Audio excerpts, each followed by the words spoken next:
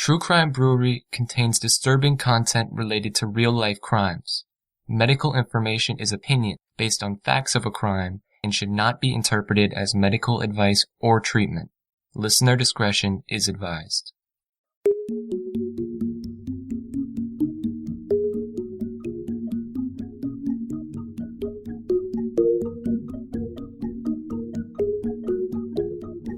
Welcome to True Crime Brewery. I'm Jill. And I'm Dick. Early in the morning of March 1st, 2008, two men entered the Caffey family home in rural Alba, Texas. Terry Caffey and his wife Penny had been living a quiet, peaceful life in their modest country home, along with their three children, Erin, Matthew, and Tyler. A violent break-in was the last thing the family could have ever expected. After family members were attacked by armed assailants, their home was set on fire. 41-year-old Terry was shot 5 times, but he somehow managed to crawl to his only neighbor about 400 yards away, leaving a trail of blood in his wake. Join us at the quiet end for Daddy's Little Girl. A home invasion and mass murder were certainly not something that the tiny Texas town of Alba had ever seen before. When 16-year-old Erin Caffey was found alive, she appeared to be in a state of shock. But right away, investigators wanted to know what Erin knew about this attack. Her father, Terry, rejected the idea that Erin could have any knowledge of the crime against her own family members, but he believed her older boyfriend was behind the attack. So we need a Texas beer for a Texas case. And I was digging through my archives and found this one that we've had, one of your favorite beers ever. Of course, you like those sours and alembics and stuff like that. I do, but I've been eyeing this bottle in your beer cellar for months, thinking, when can we have it? Because we've had other Texas cases. So finally, I'm so excited. I've been saving it. So this is Spawn Raspberry and Cherry from Jester King Brewery. So the spawn means that it's spontaneously fermented just with the wild yeast. So nice place. We've done a couple Jester King beers before. And as I said, this is alembic. It's a 5.4% alcohol by volume. So it's nice red color. Really no head to it. Very beautiful aroma. Some raspberry, cherry, a little bit of cinnamon, and that funk, that tart, sour aroma. That's absolutely necessary, yes. Absolutely. And the taste follows the nose pretty much precisely. Very dry and tart. This is just a wonderful beer. Oh, it is so good. If anyone has a chance, I highly recommend it. So let's open it up. Okay.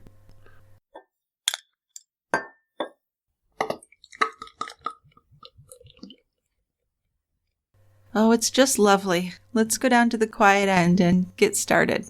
Okay. And here we are. Every week it seems like there's a few more people showing up. Oh, absolutely. Yes. And fortunately at this bar, you do have to prove you're vaccinated to get in, so I feel pretty safe here. Yeah. Yeah, I do. And I like how beer has become kind of a family affair. And when I say that, I don't mean that children are drinking, of course. But I mean that some of the younger people here bring their young kids in. There are board games for them to go play. And they can chat with people and have a beer or two, and it's just lovely. I think so. I think it's a fairly inexpensive way to have some fun. Absolutely. So let's get started with this story. It's a tough one. Church and the Christian faith were at the center of the Caffey family's lives. They went to Bible study every Wednesday night, church every Sunday morning, and they set aside several hours each week to sing gospel songs together. Penny played the piano, Erin sang, Matthew, who was nicknamed Bubba, played guitar and harmonica. Now the youngest one, little Tyler, preferred to play outside, but he had a really angelic voice and had the potential to be more involved as he got older. Now Terry Caffey had met his future wife Penny first at a church revival meeting when she was 21 and he was 24. They were attracted to each other, but it was their shared Baptist faith that would keep them together. Absolutely. It was just, we cannot say enough how important it was to this family. Very devoted. Their oldest child, Erin, was born in 1991, Then 2 sons, Matthew and Tyler, were born in 1994 and 1998. After they moved into their family home in the country, they hung an engraved cedar plank on a tree near their driveway. And it read, "The Caffeys, Joshua 24:15. So this verse was one of Terry's favorites, and it was, "If it seem evil unto you to serve the Lord, choose you this day whom ye will serve. As for me and my house, we will serve the Lord." And that just fit this family so well. And actually, that plank was made by their only neighbor that they were very close to. That was Tommy Gaston, an older man. So like I said, this verse was just perfect because Terry and Penny wanted above all else to raise a family devoted to Christianity, and the couple's efforts seemed to be working. Bubba preached the word of God to whoever would listen. Tyler said his prayers each night without being prompted, and Erin would often cry tears of joy when she sang her Sunday church solos. So to many in their small community, the Caffeys were really very close to perfect. Yeah, but things did begin to change when Erin became a teen. Well, they always do. Don't they? Yes. Now, when Erin turned 16, this was in July of 2007, she got her driver's license, and she also began working at the Sonic Drive-In. So with some help from her parents and using the money she had saved from her Sonic earnings, she bought an old Chevy pickup. So things seemed to be going well. Terry and Penny were very proud of their only daughter. But then, one day at a church fellowship meeting, the new youth director caught Erin making out with a teenage boy. Horrors. A bunch of kids had seen her and the boy sitting on a picnic table behind the church, kissing passionately as he slid his hand up her shirt. Erin had invited this boy over to her house before, and she obviously saw him as her boyfriend.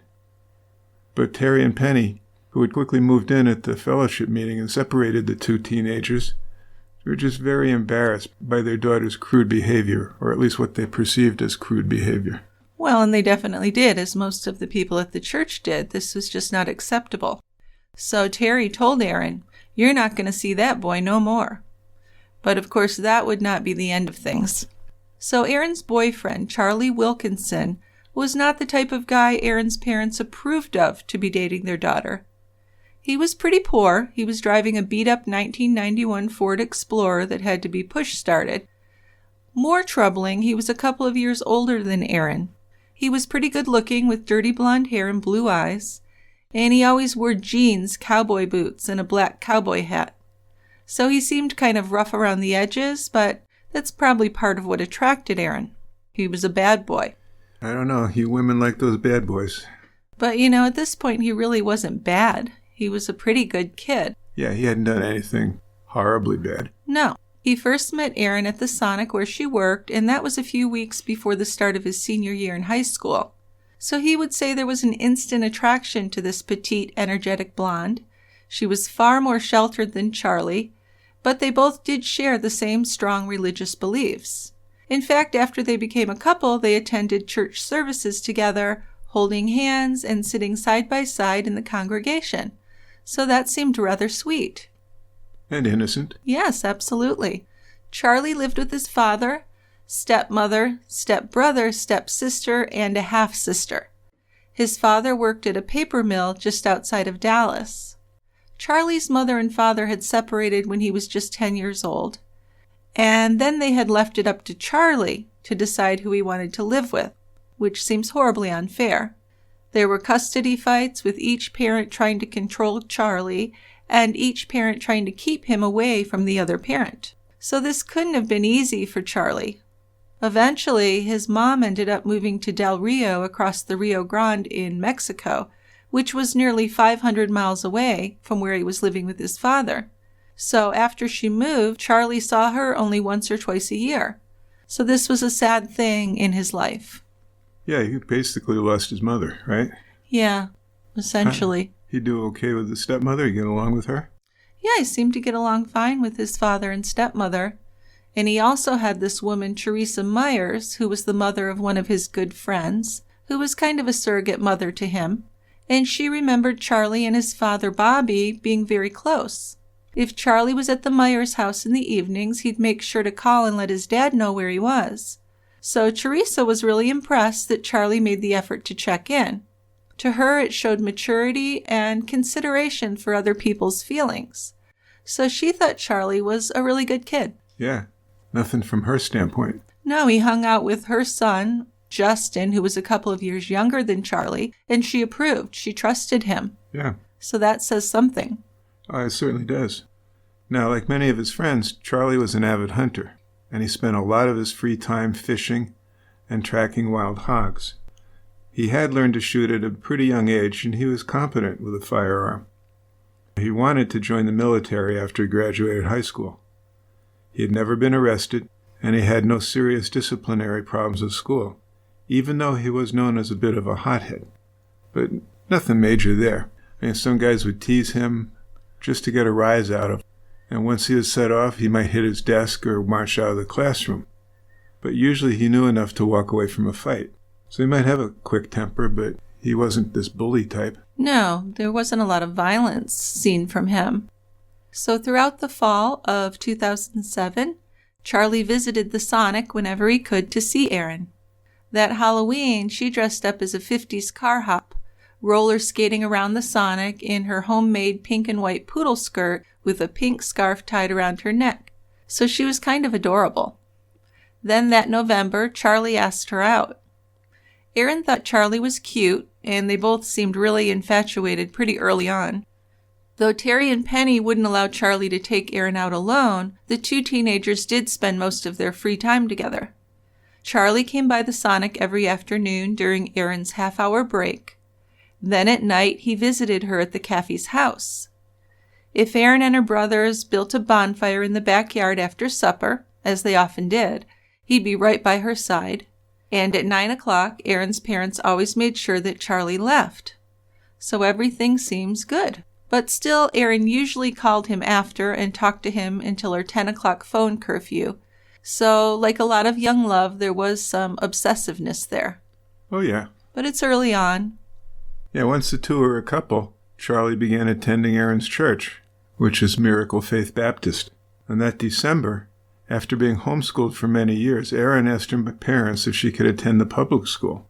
Her brothers had already re-enrolled that fall after Bubba, then 13, told the parents that he was missing his friends. At the same time, Terry and Penny wanted to free up time for Penny from her homeschooling responsibilities also, and then she could get back to work and earn some income. So the result was, after thinking it over, they agreed to let Erin go back to school just before Christmas. But when she was in school with Charlie, those two were inseparable. They ate together, they walked down the halls together hand in hand. Sometimes they would sneak out to Erin's old pickup truck and make out. Terry allowed them to go out for dinner alone once in a while, as long as Charlie agreed to have Erin home by 9:30. But, they were teens, they were in love. They a lot of times skipped dinner and went to a friend's house where they could be alone. And right after Christmas, they became sexually active. Soon after that, Charlie gave Erin his grandmother's diamond engagement ring.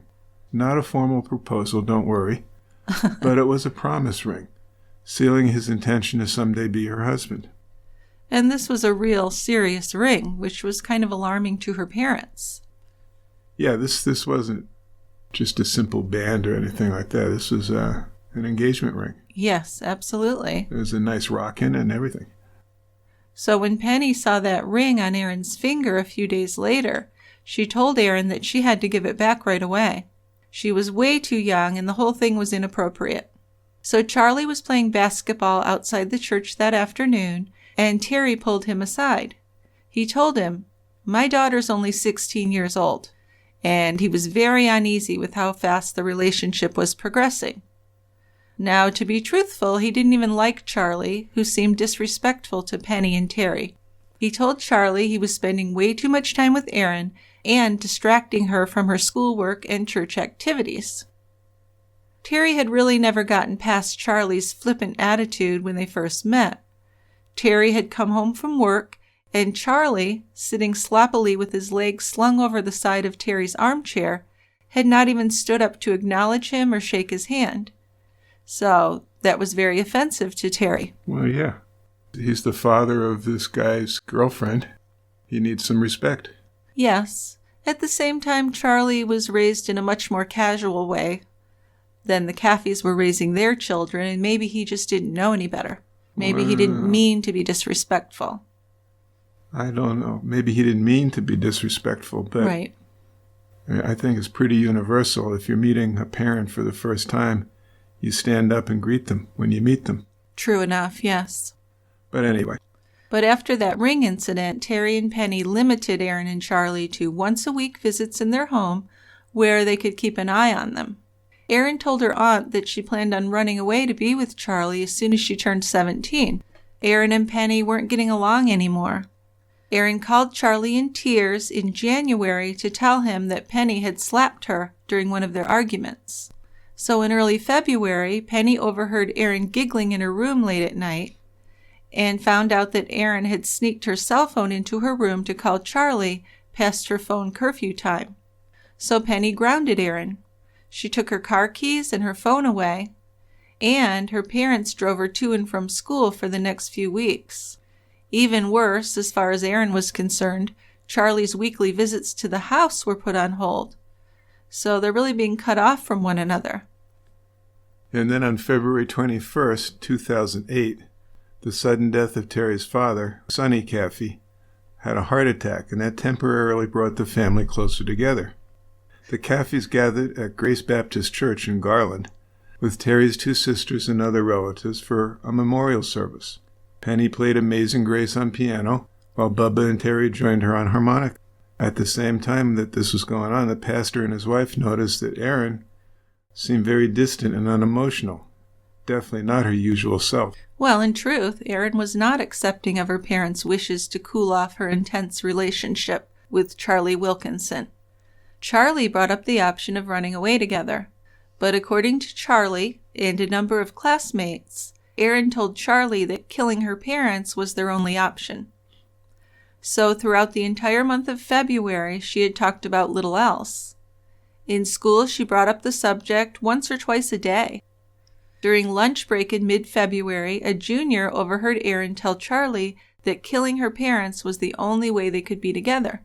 But nobody really took it seriously, at least people who weren't on the inner circle. Charlie, who turned 18 that same month, did really want to be with Erin, and he promised to do whatever it took to make her happy. So Charlie told several of his friends that he was planning to kill Erin's parents. But he seemed uncertain about this plan. He really just wanted to run away with Erin, he told one of his friends. At Miracle Faith Baptist, many people sensed that something was wrong in the Caffey family. Penny was withdrawn, and she even canceled a women's church retreat, saying she needed to spend more time with her family. At church functions, Erin was very distracted, and she became uninvolved. The pastor's wife was really troubled by Erin's half-hearted singing performances. Her voice was flat, and she showed none of the joyful spirituality that she'd become known for in their church. She wasn't the same Erin. Something's stressing her out. So on February 27th, the Caffeys insisted that Erin break up with Charlie.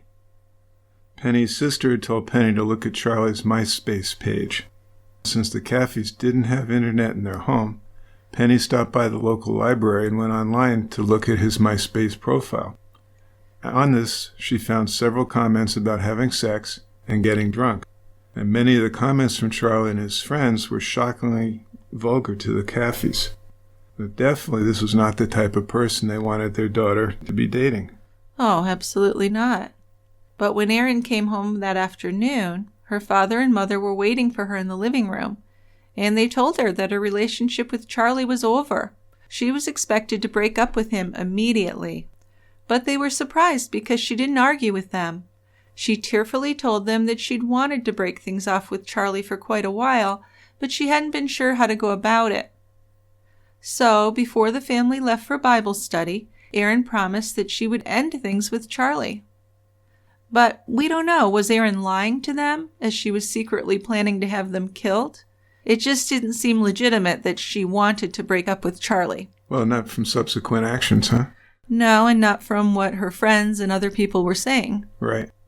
Now, as the Caffey's only neighbors, Tommy and Helen Gaston, who helped save Terry when he stumbled through their door covered in blood. This was just after 4:30 in the morning on March 1st, 2008. Kind of a miracle. He was able to crawl around 400 yards through a wooded field from his house that was on fire, and having been shot several times. I think 5 times or so, right? Yes. I mean, it's amazing. One bullet had entered Terry's face, breaking his nose before exiting through his ear. So that's a close call. That's a close call. A bullet had narrowly missed his brain. Terry's arm, back, and shoulder had all been injured, but no major organs had been penetrated. He was covered in his own blood. Well, the attack on the Caffey family had begun as the family was sleeping. Penny screamed, and as Terry moved to protect her, the couple was literally sprayed with bullets. One shot knocked Terry out of his bed. From another part of the house, he heard one of his children screaming in pain and confusion. And then Terry blacked out. When he came to, Penny was dead with her throat slashed so deeply that she was nearly decapitated. Flames had fully engulfed the upstairs where the kids slept. Tyler, 8, Bubba, 13, and Erin, 16, were Terry's primary concern. Somehow, Terry managed to stand up, even though he really couldn't feel anything on the entire right side of his body. Desperate to help his children, he thought about running up to save them. But by then, the fire was just impossible to get past. His wife was dead, and his children couldn't be saved.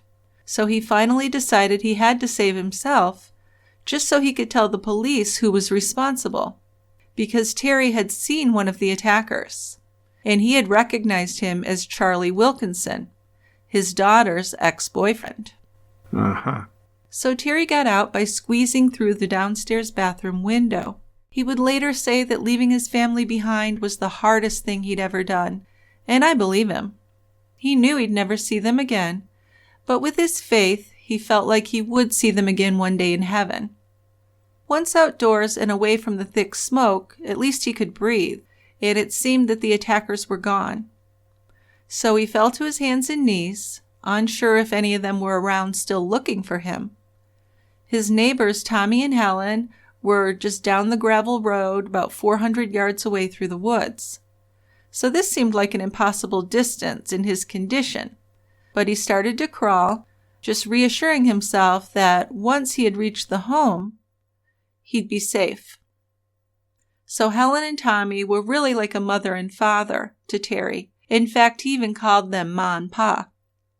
But as you can imagine, it was really difficult to move his damaged, aching body through the wooded area, losing blood all along the way. There were times when he could stand up and walk a step or two, but then he would fall to the ground, and more than once he passed out. He bumped into trees and fell down repeatedly. Of course, he'd lost a lot of blood, he was dizzy and lightheaded and weak, and of course tormented over the loss of his family. What kept him going was just the belief that he needed to tell someone who had killed his family. He really felt certain he wasn't going to survive, but he did want to make it just long enough to tell his story to Tommy Gaston. And on his way towards the Gaston house, Terry fell into a creek of cold water. Nearly drowned him, but it did energize him a bit. So with a huge effort, he moved his feet forward and dug his fingers into the mud to propel himself forward. Then off in the distance he saw a light in the Gaston's window. This gave him the encouragement he needed to make it the rest of the way to their door. Tommy and Helen obviously were shocked to hear her knocking on their door at 4:30 in the morning, and they were even more shocked to find Terry on their porch bleeding. He stumbled through their door as blood streamed from his 5 separate bullet wounds.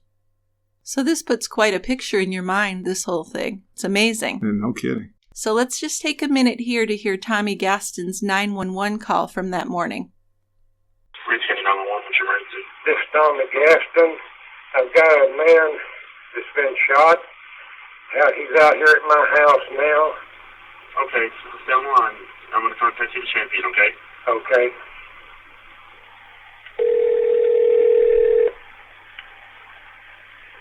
What's the address of your emergency? This is Tommy Gaston. I've got a man that's been shot out here at my house. Okay, so he's been shot? Yes. What's your address? 2320. Wait a minute. Hang on. It's 2063 County Road 2320. 2370. County, are you online? Yes, ma'am.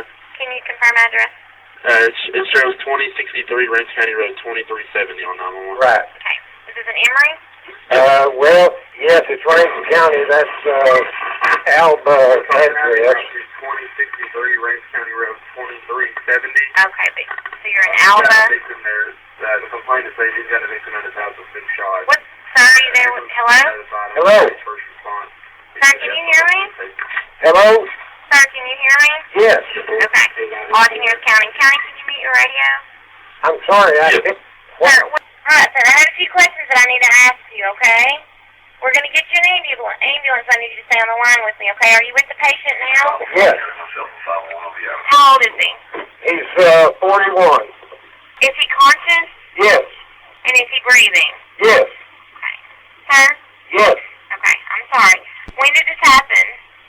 I don't know, just a little bit ago. And we've also got a house on fire out here. And the house is on fire? Is the assailant still nearby? Are they? Is the person who shot him still nearby, sir? Yes, he's right here at me. You shot him? No, I didn't. I don't know any more details. I've got to hang up and help him. Sir, I have to ask you these questions. Okay, they're en route. Is there any serious bleeding? Yes, he's bleeding. Okay, is he completely awake? Yes, he's awake. Okay, what part of the body was injured? I don't know, but I've got to go. Sir, I need to know where he was shot. Did what? I need to know where he was shot I at. don't know. He's right there and you don't know where he was shot? Yes. Where's he bleeding He's bloody from? all over. He's bloody all over? Yes.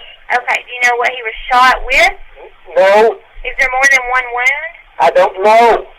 Alright, sir, I need you to look Give him and a towel, check Helen. so we can help him, okay?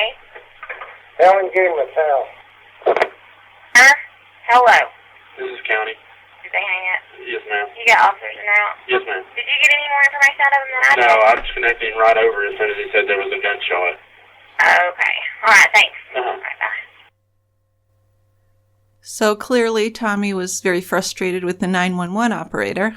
That comes across, doesn't it? It does. I think there's an issue with people who call 911 not realizing that help is on the way, even though you're being asked questions. Although I'll admit she was a bit frustrating. She was frustrating me. Yes. Yes, definitely. So Officer Charles Dickerson was on duty March 1st, 2008, when the call came into the Rains County Sheriff's Office. There had been a shooting at the Caffey residence. They lived in a modest home deep in the woods along a one-lane gravel road. So Officer Dickerson drove east along US 69 and turned down the road that led to the Caffey's house. Sunrise was still a few hours away. As the trees began to thin out, he could see an orange glow in the distance, and as he got closer, Dickerson could see that it was the Caffey house on fire. It appeared to have been burning for a while already. The entire structure was engulfed in flames, and the metal roof had collapsed. So Dickerson called dispatch to send the fire department. Well, inside of the Gastons' home, Terry Caffey was lying on their living room floor. He had been shot 5 times, once in the head, twice near his right shoulder, and 2 more times in his back. His face and upper body were completely caked with blood, so you can see why Tommy wouldn't be able to tell where he was shot. So Terry said to Tommy, "They're all gone. Charlie Wilkinson shot my family." And that's what had got him through, is he just wanted to get those words out to someone. Which he did. That's what had driven him to get there, and it's amazing that he got there. I am amazed. The ambulance was about to pull away from Tommy Gaston's house when another sheriff's investigator, a Deputy Allman, climbed inside with the patient. "I don't think I'm going to make it," Terry told him in his strained voice. Charlie Wilkinson was his daughter's boyfriend, he added, and he and his wife had recently demanded that their daughter Erin stop seeing him. So he had broken into the house and shot him and his family as they slept.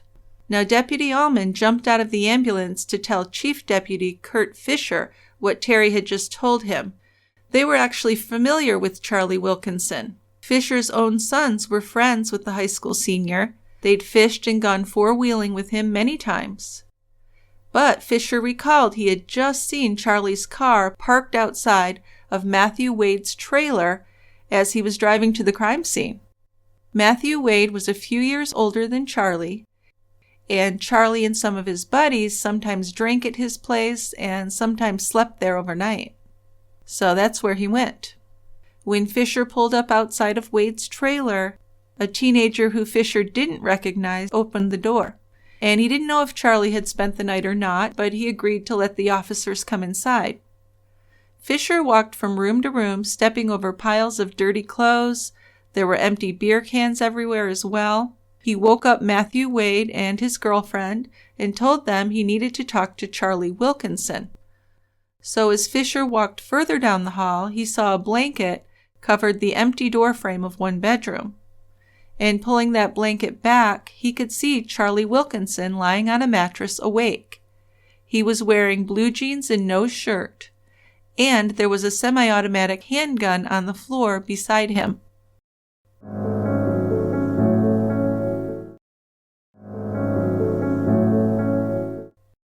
Charlie was walked outside in handcuffs. He sat on the porch as the deputy read him his Miranda rights.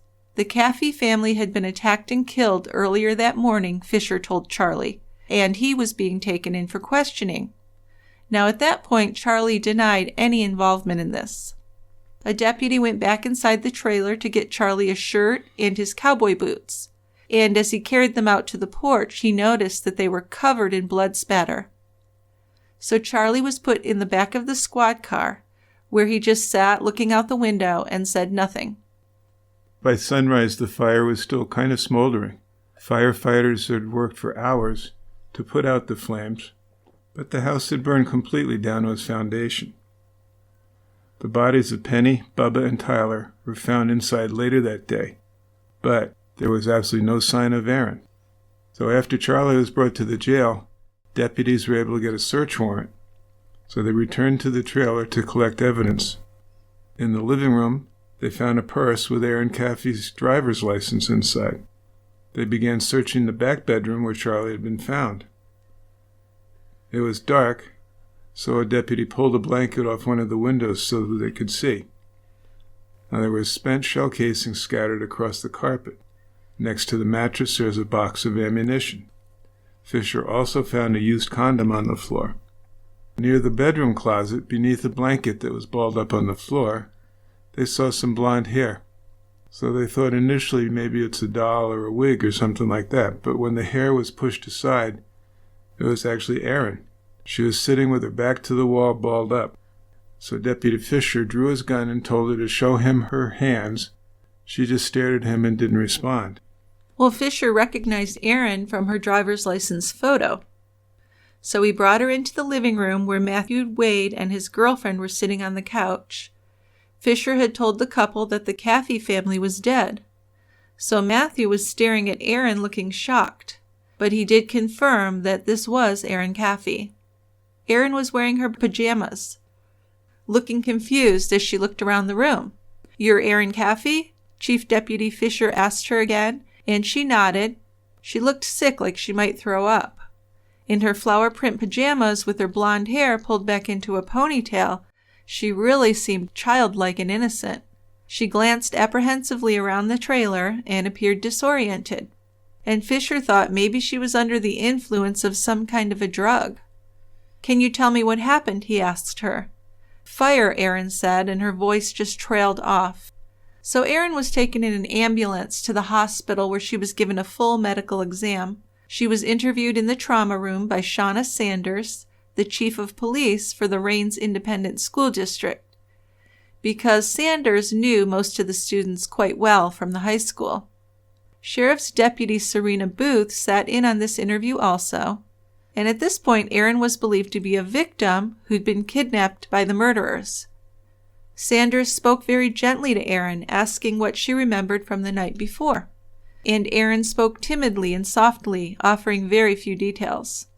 She did seem confused, and she said she was only 14 years old. She had woken up in a house full of smoke, she said, and there had been 2 guys with swords who ordered her to get down on the floor. They were 2 men she didn't recognize, she said, and they were all dressed in black. Though she was unsure how she had gotten to the trailer, she said she did remember trying to call her friend, Charlie, and she had been unable to reach him. Then she drank some stuff that was offered to her at the trailer, and she said she couldn't remember anything after that. So she was crying at the beginning of the interview, but otherwise showed very little emotion. When asked if she had anything else to say, she whispered, "They're coming after me." Whoa, Yeah. ominous. Yes. Erin didn't smell at all like smoke, which she should have if she'd been inside the house fire. Her maternal grandmother, Virginia Daly, had come in at one point to tell her that her father had survived the attack. But that morning, the 2 officers had felt sorry for her, so they didn't watch her reaction to the news. She had just lost her mother and 2 brothers, so everyone was very sympathetic towards her. The officers stayed with Erin for 5 hours until she was released from the hospital. Then they offered to go with her and her grandparents to the ICU to see Terry. Yes, because Terry was in a bigger hospital. He was very injured. But then Erin's version of events began to fall apart, especially after the police had interviewed Charlie. Detective Allman led this interrogation, and right at the beginning, Charlie said, "I'm in a lot of trouble." He was told that he'd been identified by a victim who had survived the attack, and he was asked to tell them what had happened. If Charlie was shocked to hear that he had left behind a witness, he didn't show it. Surprisingly, he began to give out the details. Erin had called him the day before, Charlie said, and she was still really upset about her parents telling her that she couldn't see him anymore. And not for the first time, Erin told him that she wanted her parents dead. He'd urged her to just run away with him, he said, but Erin said, "Nope, you need to kill them." So around 1:30 in the morning, Charlie said, he and a friend had gone to the Caffey home. This friend, who he refused to identify at that time, was Charles Wade, Matthew Wade's younger brother. Charles Wade needed money, and Charlie had promised him $2,000 if he would help him kill the Caffey family. And that amount of money was based on what Erin had told Charlie was in a lockbox inside the house. So for some reason, they brought along Charles Wade's girlfriend, a high school senior named Bobby Gale Johnson, whose silver Dodge Neon they drove. According to Charlie, Bobby didn't know what their plans were, but she had insisted on coming along. Charlie told the detective that when they first got to the house, the Caffey's dog had barked so much that they left. But then Erin called him on his cell phone and promised that she would keep the dog quiet if they would return. So they turned around and went back to the Caffey house. So Charlie, Charles Wade, and Bobby picked up Erin at the bottom of her parents' driveway. Then they drove around for an hour, talking about what they're going to do next. Charlie told the detective that he asked Erin many times to consider just running away together, but she insisted that she wanted her parents dead. So they turned back toward the Caffey home, parked down the road a bit. They agreed that Charlie would kill Erin's parents and Wade would kill Erin's 2 little brothers, so no witnesses were going to be left behind. "I ain't got no conscience," Charlie told investigators when asked why he went through with the murders. "I joined the army to do whatever needed to be done without thinking.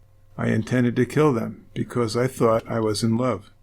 Well, according to Charlie, Erin and Bobby had stayed behind in the car while he and Wade went inside the house. They had entered through the front door, which Erin had left unlocked. They had a .22 caliber pistol and 2 samurai swords.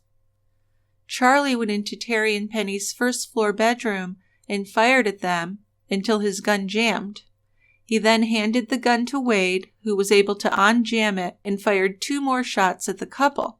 Then they left the room. Charlie heard Penny making gurgly sounds, so he returned and cut Penny's throat to make sure she was dead. So by now, the sound of gunfire had woken up Bubba and Tyler, who both called out for their parents and then locked themselves inside of Erin's room. Charlie told the detective that when he and Wade felt certain that Erin's parents were dead, Wade told him to go kill the kids because little ones talk. So Charlie had hesitated at this, but Wade had threatened to leave him there alone if he didn't do it. So Charlie went upstairs then, and he told the boys to come out of Erin's room and go to their own beds. They were scared, Charlie told the detectives, so he really couldn't stand to look at their faces.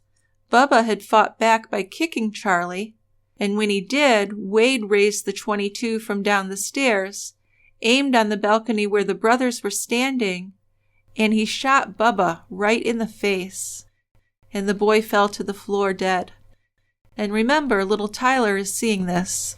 That's right. Charlie, who had so far told the story in a very detached manner, broke down in tears as he explained how Wade had then come upstairs and stabbed 8-year-old Tyler to death. "I couldn't do it," Charlie said, covering his face with his hands. "Why did he have to die?" he sobbed. So he did express regret, but then he admitted that he had also stabbed Tyler himself at least once. So much for remorse, huh? Well, yes. So these murders were extremely violent and extremely cruel. When Charlie had planned and envisioned the murder, he had imagined the parents dying instantly, without even waking up in their bed. So reality really sucks, doesn't it? Yes, it's much different. Penny was still alive after the shooting, and they only had a limited number of bullets, and her gunshot wounds hadn't killed her. She was bleeding and seemed to be in a great deal of pain. Charlie did not enjoy seeing his girlfriend's mother dying slowly in agony, so he and Charles Wade had left the room to decide what to do next. And Terry would later tell the police that although he never saw who was with Charlie, he heard another person in the house in a whispered conversation happening in the living room. "Finish her off," Wade had said to Charlie. "Don't make her suffer." Isn't he a sweetheart? Yeah, see, he's looking out for her. He's so fucking sympathetic. So Charlie had then re-entered the room with the sword. Penny had made it out of the bed and she was on her knees on the floor. And Charlie stood in front of her, swung the sword, cutting her throat. And her body dropped at the foot of the bed, almost decapitated. Now neither Charlie nor Wade knew that Terry was still alive. Yeah, Terry had heard his wife gurgling on her own blood before she died. And before the killers left the bedroom, Terry felt someone kick at his feet to make sure that he was dead. So Terry lay still, just waiting for them to finish him off, basically. He did hear the click of a gun, but then the assailants walked away and left him. They think he was dead? Obviously, yes. And most people would. He'd been shot 5 times. Yeah. Now, the killings of the 2 little boys, Bubba and Tyler, were even more horrific, because these boys knew they were going to be killed. The thing is, Charlie had never had any problems with the 2 Caffey boys. They'd built bonfires together, and he really enjoyed spending time with them. If Terry and Penny had approved of his relationship with Erin, Bubba and Tyler would have eventually become Charlie's brothers-in-law, Charlie said. He knew he would have loved them just like little brothers. Charlie would express regret over these boys' murders, but at the same time he did nothing to save them, and he participated in killing them. He'd even admitted to stabbing 8-year-old Tyler with a sword. So you really can't get much worse than that. In a way, though, Erin was worse because she showed no sadness over the deaths of any of her own family members. After Charlie and Wade went upstairs, Terry had tried to push himself off the floor and crawl over to his wife, and he was in and out of consciousness. Blood was pouring from his jaw, his nose, and his mouth, and he couldn't feel one side of his body. He was definitely too weak to even try and help his wife, but before he lost consciousness again, he heard Bubba screaming, "No, Charlie, no, why? Why are you doing this?" Then he heard gunshots. Terry wanted to rescue his children, of course, but he was dying. Instead of standing up and going upstairs to save his children, he passed out again. Charlie and Wade were robbing the house before setting it on fire. So while still inside of the Caffey house, Charlie used Bobby's cell phone to call Erin. "Drive up to the house," he told her, "and kill the motor and don't come in. Just stay outside and wait for us." But according to Bobby, Erin asked Charlie very excitedly, "Are they dead? Are they dead?" After the killings, Charlie explained he had carried a suitcase filled with Erin's belongings, which she had packed herself earlier, out to the car. She seemed happy, he said. She smiled at him and said, "I'm glad that's over." I just can't even really believe that. No. I do believe it, but it's just terrible. So Charlie and Wade went back inside and got the lockbox, which Charlie opened using the combination that Erin had given him, along with the contents of Terry's wallet and Penny's purse. Total amount of money was $375. So that's not enough to pay off the other guy who was helping him. No. He said $2,000. Yes. It's going to be a little short. So yes, that's the least of their worries at this point. I know. Yeah. They used their pocket lighters to set fire to furniture, clothing, and bedding. They ran down the gravel road to the car. They stopped for a couple of minutes to watch the house burn. Then they drove down some back roads for a while. And later that night, Wade dropped Charlie and Erin off at the trailer, where they had sex in an empty bedroom. And that's something a lot of people have had trouble with, is how could she do that? Her whole family's been murdered, and then she just had sex with the person who murdered them. If nothing makes her look guilty, that certainly does. On Saturday afternoon, Erin's toxicology test was negative. She'd been screened for Rohypnol, GHB, and other drugs that could cause memory loss. She showed no symptoms of smoke inhalation either. Deputy Fisher picked up Bobby Gail Johnson outside the restaurant where she washed dishes.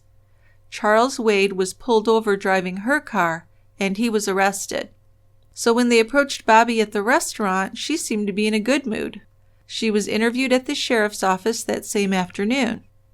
So Bobby confidently played dumb until they told her they had Charles Wade and Charlie Wilkinson in custody. Then she wasn't so smug anymore. She admitted what she knew and requested an attorney. Charles Wade held out the longest, but then he finally confessed as well. Charles Wade's and Bobby Gail Johnson's explanations of the crimes were consistent with Charlie Wilkinson's. Wade showed no remorse as he easily described how he had killed those two boys. Before the end of his interview, he added a really disturbing detail that Charlie had left out. He said that as they had driven away from the Caffey's burning house, Erin had cried out, "Holy shit, that was awesome."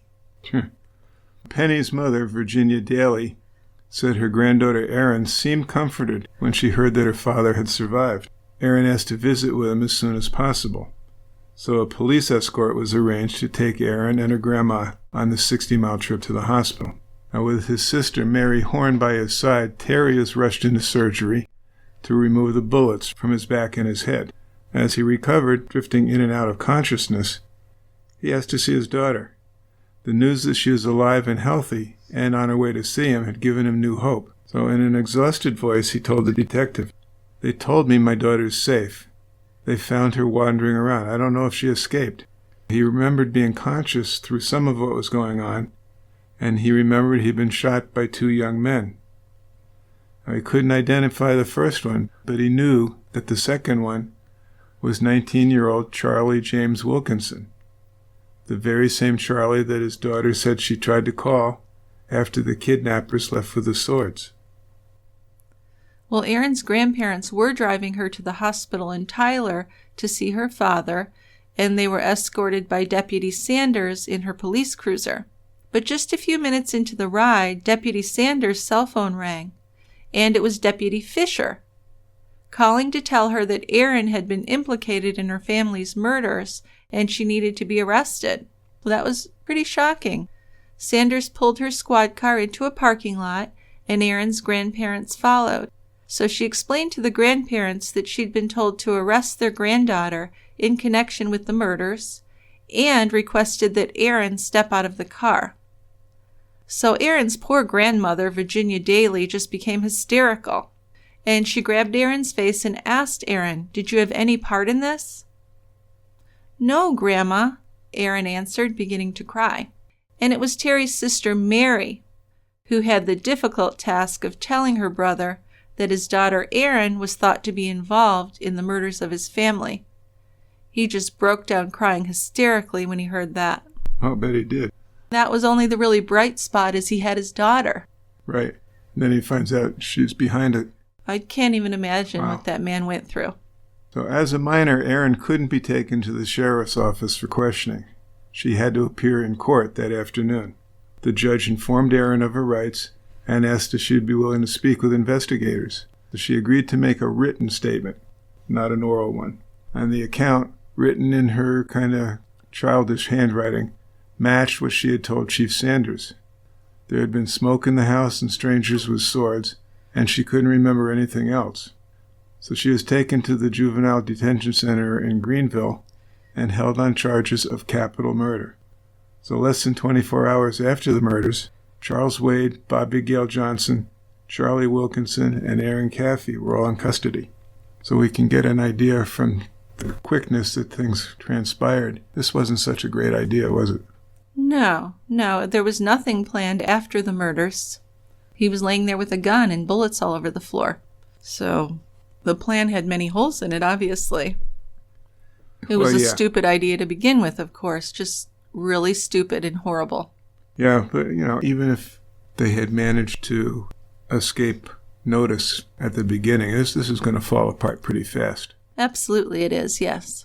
So Terry Caffey was discharged from the hospital several days later.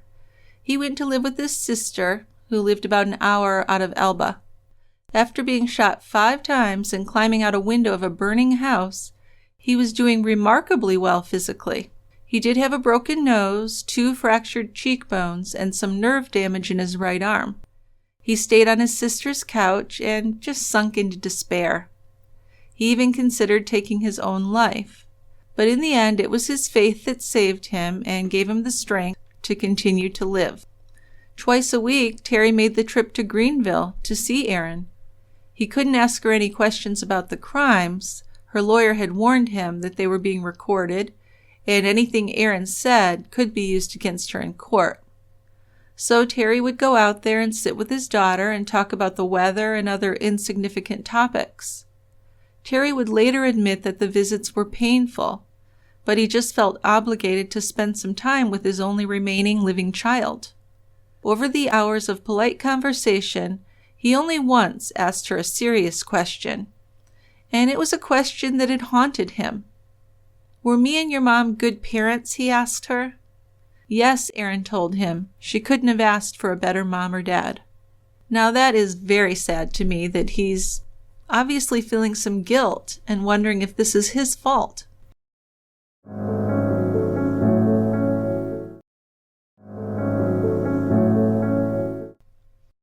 Well, because of the intricacies of these capital murder cases in a small rural county, the Texas Attorney General's office was brought in to help the Rains County District Attorney to bring these 4 defendants to trial.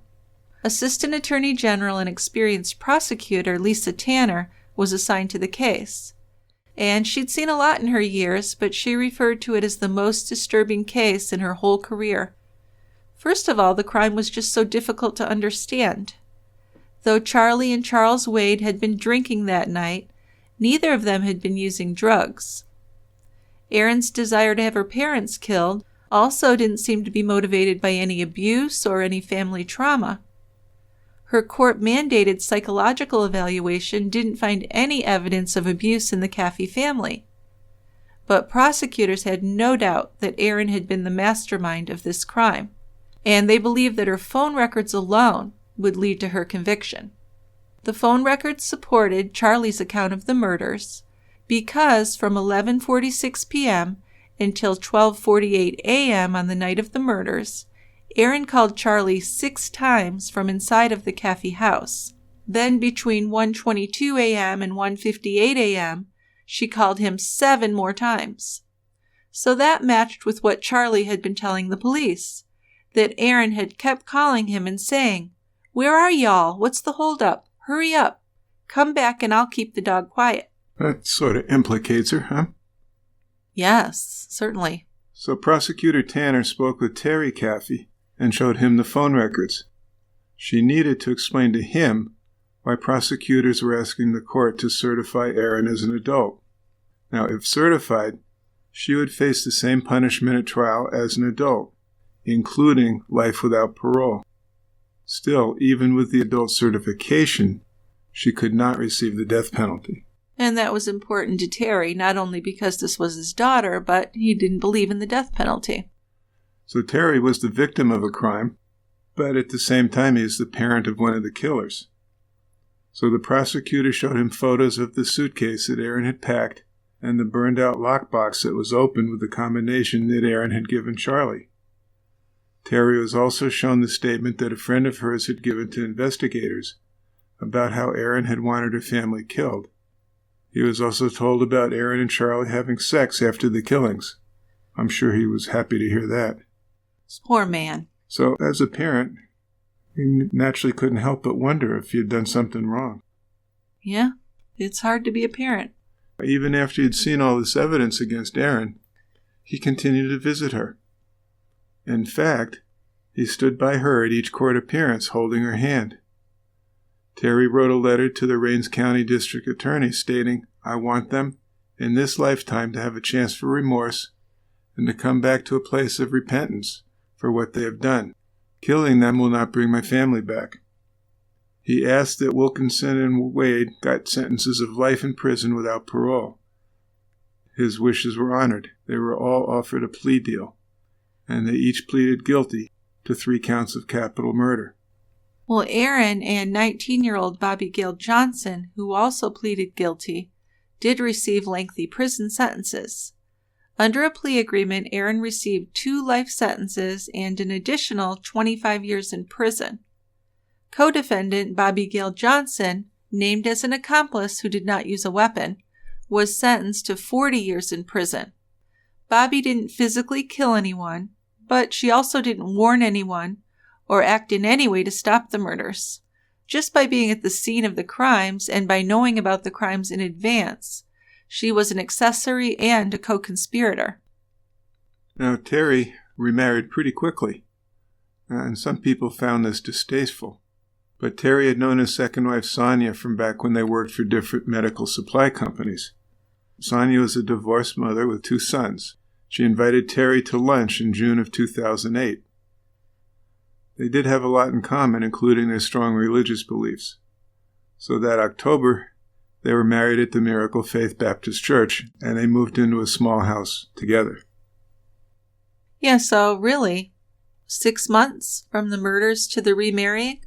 Right. It does seem really fast, but at the same time, can we really criticize Terry for whatever he needs to do to get by and survive this? No. If that makes it easier for him, fine. Easy answer. Yeah. Yeah. Some of his extended family and friends were really shocked by this. Sonia was attractive and kind, and her sons, Blake and Tanner, very much resembled Bubba and Tyler, and Terry referred to these children as his new family. It was very soon, but Terry would openly admit that these new stepsons filled a hole in his heart, and who could deny him that? Once Terry spoke publicly about his second marriage, and he was criticized online, but people who actually knew Terry did defend him.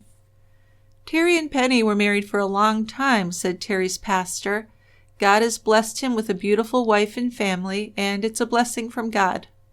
When Terry was asked about the timing of the second marriage during a Dallas Morning News web interview, he said that neither he nor Sonia had been looking for love, but it had happened. He went on to say that he thanked God for Sonia and the boys, and he had no regrets about moving on with his life. Later in that same conversation, he described waking up in his smoke-filled bedroom to his wife Penny, nearly decapitated. I would have died for them if I could have, he said. Most people will never know what I go through on a daily basis. For those who criticized his choices, he said, they should come spend one day with me. Terry missed being a husband and a father, said Tommy Gaston, the neighbor who helped save Terry. He defended him, saying he needed somebody to lay down beside him at night, who he could tell his troubles to. That seems fair enough. I agree. After Erin pleaded guilty, Terry was able to talk with her about the night of the murders. Erin told her father that she'd been planning to run away from home that night but had changed her mind, and she said that all the phone calls to Charlie were her attempt to talk him out of the crime. She claimed that Charlie was the one who talked repeatedly about killing the family. Charlie had talked about foobarring her family, fucking them up beyond all recognition. But Erin had thought he was only kidding, she said. So she really wasn't taking responsibility for her part in the murders of her family members. Still, Terry was able to forgive her. He also did show some denial, saying that he believed Erin thought Charlie was just blowing smoke, and she thought he wouldn't go through with it. The evidence really doesn't support that. Once she was settled into prison, he said,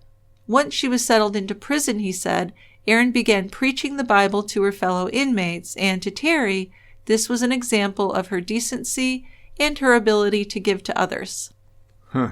Bobby Gail Johnson continued to claim that she thought she was just driving to the Caffey house to pick up Erin on the night of the murders. She had absolutely no idea about the murder plot. It made me sick hearing what happened to Penny and those little boys, she told the Times of London.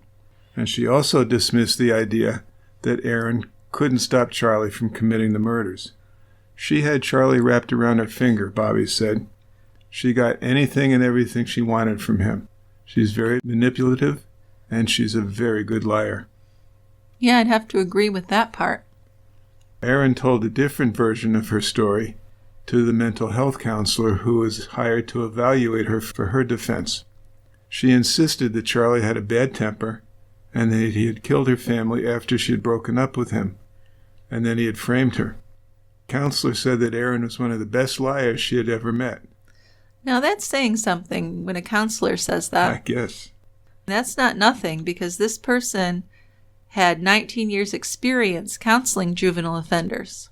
But Erin had seemed so sincere that she made the counselor cry for her. But then, after learning the details of the criminal investigation, the counselor realized that Erin had been manipulating him. He continued to visit her at the county jail, but at the end of the year of counseling, he still couldn't explain why she'd wanted her family killed. So she still has kept a lot of secrets. Still, according to Charles Wade, Bobby Gail Johnson, and Charlie Wilkinson, Erin was the one who wanted the murders done. And in fact, she insisted that if Charlie loved her, he would kill her family so they could be together. Bobby recalled Charlie repeatedly asking Erin to just run away with him instead. In fact, Erin had wanted to get out of the car that night to go and make sure everyone was dead. Also, it was Erin who had insisted that her brothers be killed, according to both Bobby and Wade. When they pulled away from the house, according to Bobby, Erin had seemed happier than a kid on Christmas morning. In the book Terror by Night, written by Terry Caffey with author James H. Pence, Terry describes his conversations with Erin after her conviction. She did admit to him that she knew about the plan to kill her family, but she insisted that it was Charles Wade and Charlie Wilkinson who were doing the celebrating afterwards. But regardless of what Erin had told him, Terry has completely forgiven her. Yeah, and he's forgiven all the killers. Doesn't mean he's forgotten, doesn't mean he wants them to be free, but he has forgiven them. Erin is eligible for parole in 2038, so she's already been in prison quite a while, right? 12 years?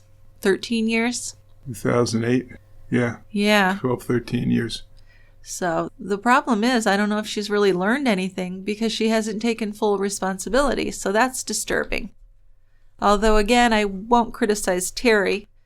Like I said, I think he's doing what he has to do to survive and continue to have a life. And if he has unconditional love for his daughter, that's just the way it is. I don't think it's anyone's concern to criticize him for that. No. Well, I think that Terry's religion probably helps him in some sense, but also makes it tough for him. I'm not sure I could be that forgiving. No, I don't think most people could. I don't think I could either. But we all have our ways of coping, and if this is his way of coping, like I said, more power to him. Sure. She's a very lucky girl to have him, really. Yeah, that's a good point. So I'd just like to say thank you to Tristan Capel for our music. And I want to let you know if you have comments, a case suggestion, anything you'd like to tell us, you can send us an email to truecrimebrewery@tiegrabber.com. You can also go on our website to leave a comment, or you can leave us a voicemail. If you'd like to get all your future TCB episodes commercial-free, get an extra members-only episode each month, and get a gift and a thank you note, go to tiegrabber.com and subscribe. We have an ad-free show, True Crime Brewery Premium, and we put a bonus episode on there just for our subscribers every month. You could also go to patreon.com to subscribe for ad-free and bonus content. Also, if you enjoy the show, we'd really appreciate you leaving a review for us on iTunes or wherever it is that you listen. It takes about 5 minutes, a little bit of effort, but it's something we really appreciate. So let's move on to feedback. Let's do that. So our first email is from Pamela with a case suggestion. And Pamela writes, Glenna Sue Sharp, who was murdered along with her teen son, 12-year-old daughter, and another teen friend of the family, had left her home in Connecticut after becoming estranged from her husband.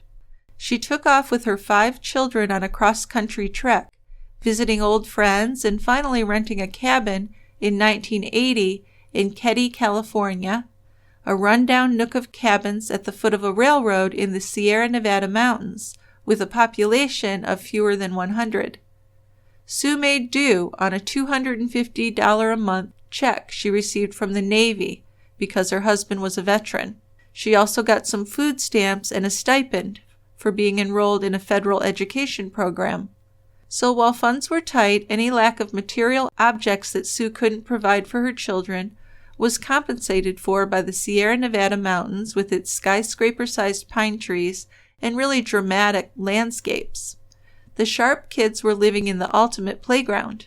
On April 11th, 1981, Sue's 14-year-old daughter, Sheila, spent the night at a friend's cabin, returning home to her own cabin, the now infamous cabin number 28, to discover her mom, one of her brothers, Johnny, who was 15, and his friend Dana Wingate, 17 years old, brutally murdered.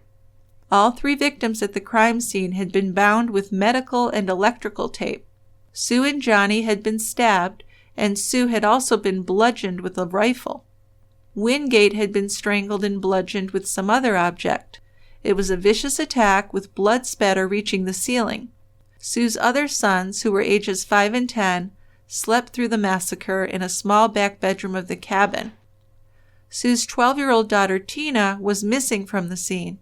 The house wasn't ransacked or robbed, which would lead one to believe this shockingly violent crime was personal in nature. So that does sound really interesting, and I like how she didn't tell us everything that happened and kind of left it open-ended. Well, she did because it's unsolved.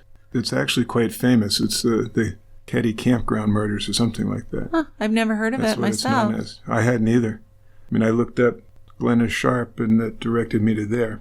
And the missing daughter, Tina, her remains were found sometime afterwards. I don't know how long. So that's 40 years ago, and it's unsolved. It's unsolved. I think there's something about some DNA or something. I don't know. But there might be a suspect. So do we know if the husband was ruled out? I believe he was. Okay, well, thank you, Pamela. Nice case suggestion. We'll definitely put it on the list. And next we have a case suggestion from Deborah. I'll let you read that one, Dick. Deborah's all excited because we covered one of the cases she suggested, the Derek and Alex King case of killing their father. She'd like to suggest another case from the area she lives. Her next suggestion is Judy Buonoagno. In the local news, she is dubbed the Black Widow, but due to my age at the time, I only remember the trial of her son. I hope you will look into it. I think you will find it interesting. Now, this woman, Buonoagno, was convicted of murdering her husband and her son and attempted murder of her boyfriend. And she is also involved in the murders of 2 other boyfriends. So, a nice serial killer. Wow. And she was executed by the electric chair in 1998. That's definitely something I'd like to look at. I can't remember the last case we did where someone was executed with the electric chair. Yeah, she's the first woman in Florida to be executed in like 100 years or something. Wow. One interesting sidelight, she chose her last name, Buonoagno, and she was trying to make it like something like beautiful year, but the literal translation of that is beautiful anus. So she kind of messed up that. So that bit her in the ass. Bit her in the anus. Right. Okay, well, thank you, Deborah. That's really interesting. And we have one more case suggestion for today, and this is from Jeremy. Jeremy writes, I only discovered the TCB podcast in the last few months, but I'm already loving it and completely hooked. I have a case suggestion that I think could be a good episode. The 1988 murder of Ethiopian student Mulugeta Sira in Portland, Oregon.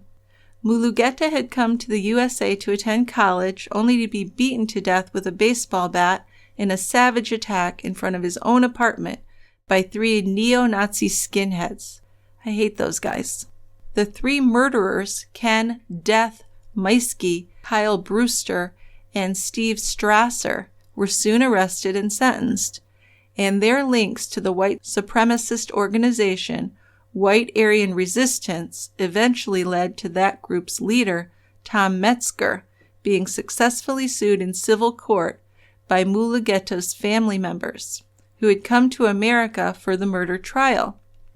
As a result of the large judgment made in favor of the family against Metzger, that was $12.5 million, Metzger's own house and assets were ordered to be transferred to the family, leaving Metzger bankrupt, living in an apartment, and still paying Mulugeta's family as of 2007.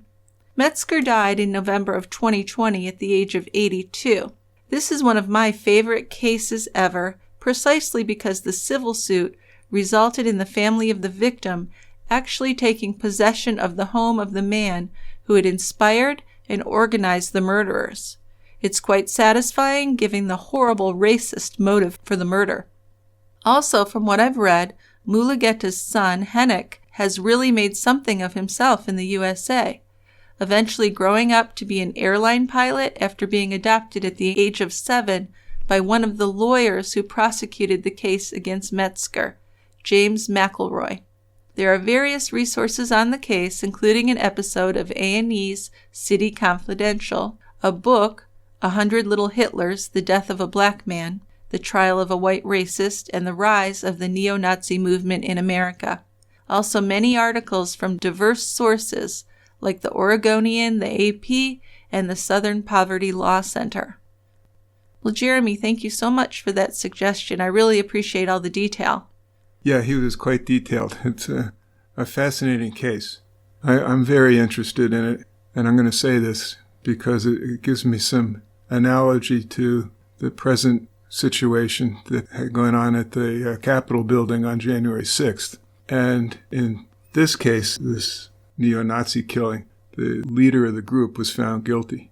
Yes, I think it is very satisfying that the leader of this group was held accountable in some way. I think I would have preferred that he also be held accountable by going to prison, but you get what you can get. You get what you can get.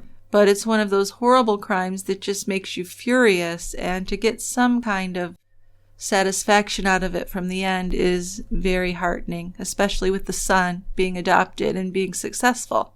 So that's very much appreciated. Well, I think that's all I have to say about anything today, Dickie. How about you? Yeah, I think I'll rest there. Okay, sure. We really appreciate everyone listening to us today and giving us your support and sharing your feedback with us. And we'll see you next time at the Quiet End. We'll save some seats for you. You better hurry because it's filling up fast. All right. Bye-bye. Bye, guys.